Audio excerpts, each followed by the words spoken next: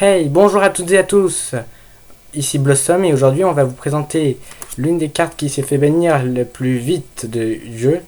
Il s'agit ni plus ni moins de la carte Peau de Cupidité.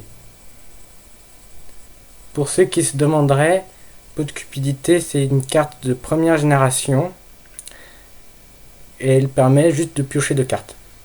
C'est hyper puissant. Cette carte peut être évidemment utilisée dans plusieurs decks comme le deck Exodia le Maudit par exemple, cumulé avec d'autres cartes pioches évidemment dans le deck Exodia. Et au cas où vous vous demanderiez, cette carte a bien appartenu à l'un des héros. Il a appartenu une fois à Yugimuto. Par contre, je n'ai pas l'épisode, je suis désolé, mais Yugimuto l'a joué.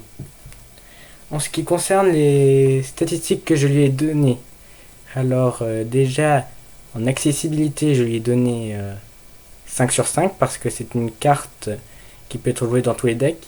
En effet, pouvoir être invoquée n'importe quand et surtout c'est une carte magie. Elle peut être jouée seulement durant nos tours, mais elle nous permet de piocher deux cartes, donc c'est énorme. Donc elle est très accessible et va bien dans tous les decks. Encore plus dans ceux qui demandent beaucoup de cartes, mais ça va. Alors en passabilité, je lui ai mis 1 sur 5, et non pas 1,5 sur 5, mais c'est simple, parce que cette carte est quand même passable, parce qu'il existe une carte qui permet de la passer. Je ne me rappelle plus du nom malheureusement, mais au moins c'est une carte qui permet de passer Peau de Cupidité, en annulant son effet. Alors jouabilité, je lui ai mis 5 sur 5. Soit ce que je mets aux cartes magie qui peuvent être jouées durant le tour de l'adversaire. Donc, Peau de Cupidité, l'avantage de cette carte, c'est que lorsque l'on la joue, on pioche deux cartes. Donc, à tout moment de la partie, ça peut servir. On peut tomber sur une carte plus forte, malheureusement sur des cartes plus faibles, mais ça c'est le jeu, parce qu'on pioche deux cartes au hasard. Et ces cartes, une fois piochées, elles vont dans notre main. Elle est encore plus utile combinée avec une autre carte, et c'est la carte carte limitée, qui lorsqu'elle est jouée permet à tous les joueurs d'avoir infiniment de cartes dans sa main, et ça c'est très bien. Alors dangerosité, je lui ai mis 3 sur 5, une note plutôt moyenne, parce que ça peut être sur des cartes très dangereuses sur lesquelles on peut tomber.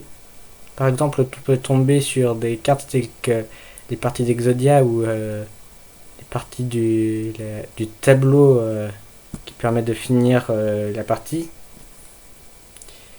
Mais elle permet aussi de tomber sur des cartes moins utiles. Comme par exemple des cartes telles que Kuribo en début de partie. Bien que je ne crache pas sur Kuribo, mais Kuribo en début de partie c'est pas très utile. Alors utilité, je lui ai mis évidemment 5 sur 5, parce que cette carte est très utile. Et quand cette carte arrive sur le terrain, il y a des possibilités de passer, mais on pioche deux cartes.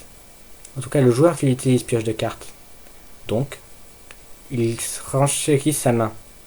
Sa main devient encore plus offensive. Il peut avoir des cartes encore plus puissantes. Et voilà. Et offensivité 4 sur 5. Parce qu'il y a presque tout le temps moyen de jouer des monstres, justement. Et cette carte, son usage le plus utilisé, c'est dans des decks qui demandent de piocher beaucoup de cartes pour gagner. Et elle peut être utilisée partout. Donc c'est vraiment une bonne carte. Merci de m'avoir écouté et à la prochaine.